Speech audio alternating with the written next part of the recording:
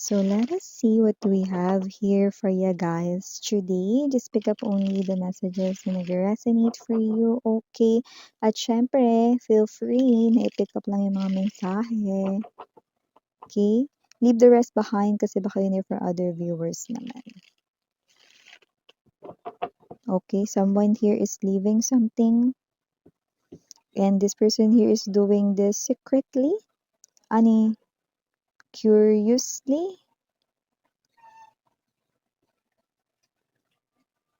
Okay, cautiously. Not curiously. Curiously. Kahit yung nasa isipan ko, cautiously. Yan, no? Parang meron dito na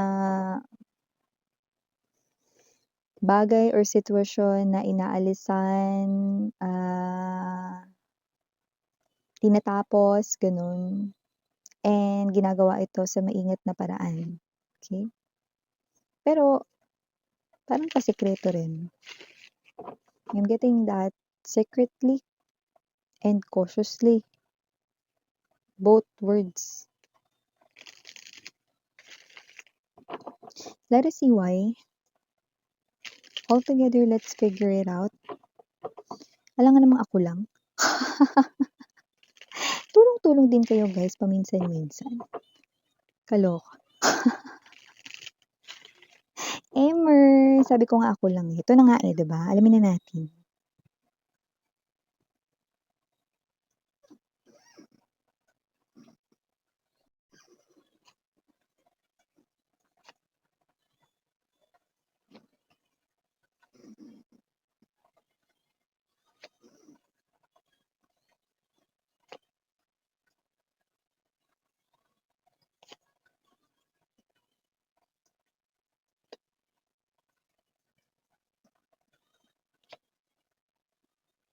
Okay, listen very carefully mga babes ha. Hindi ito maaaring para sa lahat ha, but you know, pick up only the messages na nag-resonate for you. This is quite here personal, okay?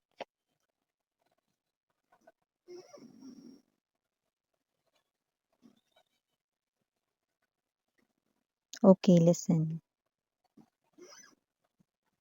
Kung sino man tong energy na to, from the looks of this, Six of Swords and the Devil energy,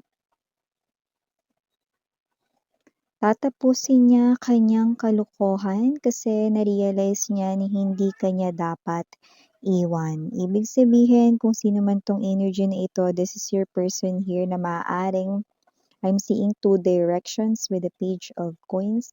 So, maaring siya rito ay nangangaliwa, no? Meron ditong ibang kinakausap or binibigyan ng atensyon. Okay? So, whatever the case may be, mukhang na-realize niya ngayon, I'm getting real-time energies, no?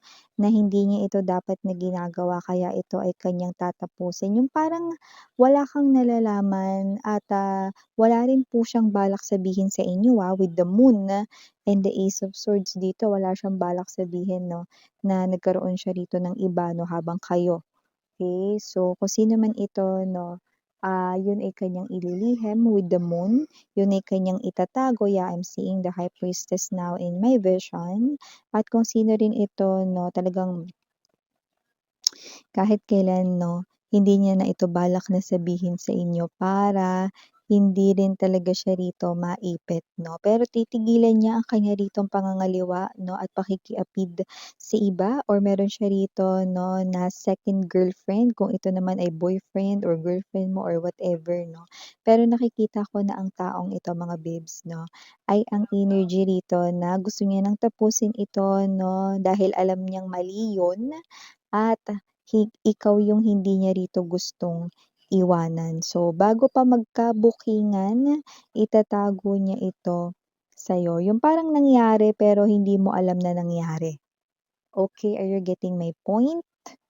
Okay, but there's something here, no, na nakikita ko pa dito. Pero bago natin ito pag-usapan, babe, no, batiin muna natin everybody. Hi and hello there everyone, my name is Yan. Welcome new subscribers, returning instant buyers. Thank you po sa inyong walang sawang love and support for me. At kung di nyo pa alam, meron pa tayo ni main channel ang The High Priestess kung saan ang link niya no, down below sa description box. Araw-araw nag-upload din tayo ng collective readings for all signs doon. At kung hanap mo ay reading per zodiac sign, doon mo rin yun matatagpuan. So yun yung mga babes na tayo dito no, na time period. Okay? Ito ay posibleng nangyari na, sa iba nangyayari na, sa iba mangyayari pa lang, but definitely, okay, just take only what resonates. Okay? You have 101% free will kung ano yung gusto mo dito mga i-pick up or i-claim na mga mensahe. So dito, malinaw na meron siya ditong ginagawa no na parang labag sa inyong koneksyon no at ito ay posible at high chance na pakikipag-connect sa iba. Okay? So, kung sino man yun, third party yun, third wheel. Pero mukhang nagising ang person mo rito at gusto niyang maitama ang lahat bago pa mahuli ang lahat, no? Bago mo pa malaman or mabuking na siya rito ay may ibang kinakausap, no? Para kasing ito, no, na mga nakaraan, lately ay mukhang nakokonsensya ang person mo. Pero ang maganda no, nare-realize niya kung sino ba talaga ang tunay niyang mahal. Yan, no? Hindi niya nakikita ang sarili niya na wala kayo sa buhay niya. Kaya takot with the moon energy ang naramdaman niya kung bakit gusto niya nang tapusin itong kamali ang kanyang ginagawa ngayon. So nakikita ko na hindi ito magiging madali dahil kung sino man yung kakonek niya ay mukhang nahuhulog na ang loob nito sa iyong person. No? Gayunpaman, nakikita ko dito na ang person mo ay desidido na with the King of Swords energy. Wala tayong gender So babae, lalaki, LGBT. Ibig sabihin yan ang enerhiya ng person mo kung saan gusto niya nang i-cut off sa kanyang life kung sino man ang third wheel or third party niya dito at hindi na ito kailangan pag-isipan pa. Okay, so lumalabas na ang person mo dito ay wala talagang namuong feelings for that third party. Pero ang nakikita ko dito, yung third party ay may namumuo ng feelings sa person mo. So the third party right in here thinks that he or she no had already fallen in love. Kasi when we say love, it's different from crush. It's different from like, from gusto. So, nakikita ko na talagang mahal na ng third party ang person mo. So, this is something here that's difficult. At ito yung bagay rito, no, na posibleng hindi magiging madali ang pakikipagkalas niya doon. Pero ayaw niya na ito ay, ipagpatuloy dahil nakokonsensya na siya rito at nagigilty at nare-realize niyang ikaw yung hindi niya nararapat na iwanan. Pero kagaya ng palagi kong binabanggit sa inyo, ang earth na meron niyang invisible na timbangan, hindi lang sa palengke yun mga mahal. Kung saan kailangan maging balanse ang lahat, no? Ang lihim ay hindi pwedeng hindi lumabas o mabunyag. Ace of Swords energy, the moon. So nakikita ko rito, no, na walang lihim talaga na maitatago habang buhay or forever, no? Kaya may lihim talaga rito na magsisimula na mabuking at malaman, no, sa pamamagitan ng mga chismoso-chismosa. Usisero at usisera sa kapaligiran, no? Diyan niyo na yan maririnig, no? Kung wala kayong kamalay-malay or alam, no? High chance na yung mga rumors, gossips na yan, na totoo naman na ay manggaling rito sa mga chismoso-chismosa. So, nakikita ko dito mga babes, no? Na ito yung bagay, no? Na posible rito, no? Na magbigay sa inyo rito ng pain, emotionally and also mentally. Pero nakikita ko, no, na ang person mo rito 'no, ay hindi niya yan itatanggi once na itanong mo sa kanya yan ng personal. Pero yan yung pinakamalaking takot niya rito 'no, mabubuking dito ang lahat 'no. Pero once na yan ay itanong mo sa kanya, wala na sila ng third party. Like iniiwasan niya na yun, nilalayuan niya na yun, di niya na yun kinakausap, di siya nagre-reply, hindi siya nagre-respond sa kahit na anong, pakikipag-communicate nun sa kanya. Okay, nakikita kong lumalayo, bino-block ng person mga third party dito. Okay, especially sa social media sila madalas nag-uusap, nakita ko rito, 'no, na blinak niya na yung tao na yun. However, hindi pa rin natin rito maaalis ang katotohanan na nagtaksil siya sa'yo.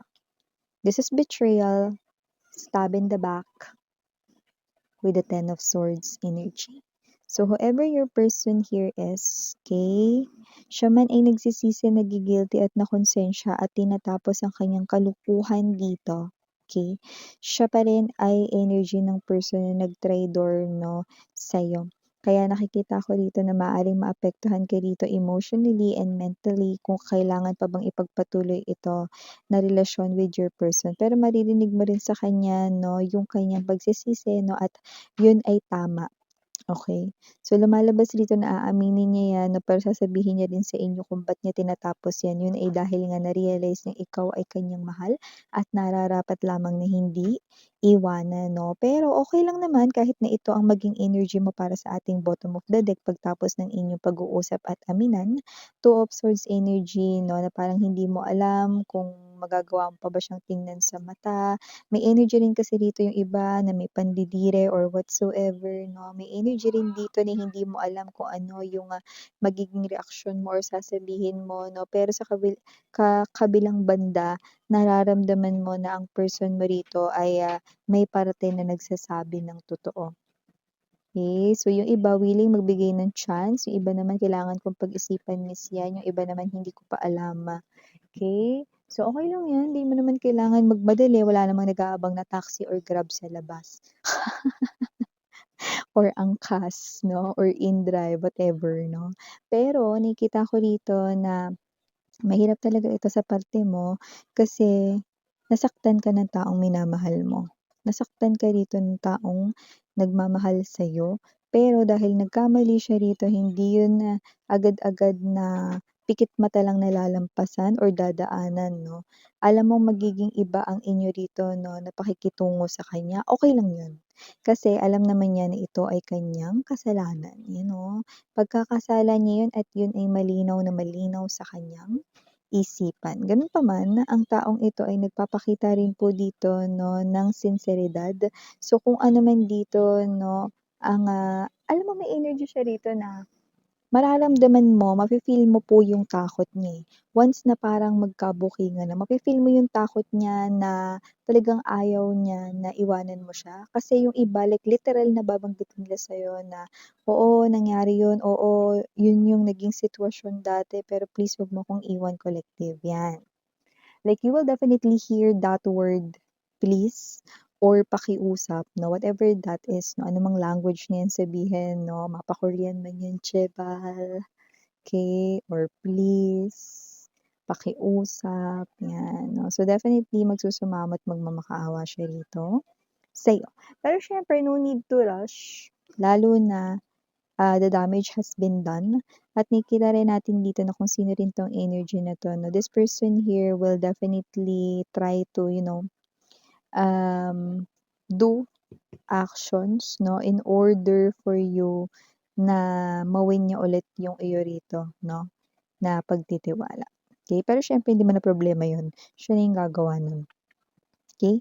Ang hirap na rin kasi with the Ten of Wands energy na nililihim at, tinatago niya yan sa'yo. Kaya kahit na parang yung iba or karamihan sa kanila nagdesisyon na hindi na nila yan sasabihin kahit anong mangyari 'no, pero babanggitin niya yan talaga sa inyo 'no, once na talaga rito ay, magsimula na ritong lumabas ang katotohanan, okay. So, whatever the case may be, this person here, okay, kung tatanungin ninyo kung talaga bang lubos ang kanyang pagsisisi miss yan, yes, 101%. Talaga bang ako ang pinipili niya kasi mahal niya ako, miss yan? Yes, 102% nakikita natin dito.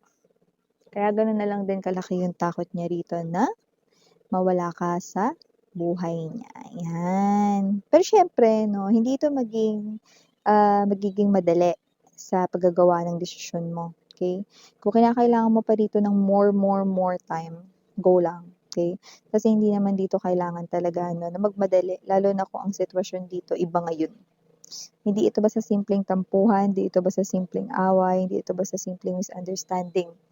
This is isa sa pinaka, malaking kasalanan 'no, listed sa Bible, okay.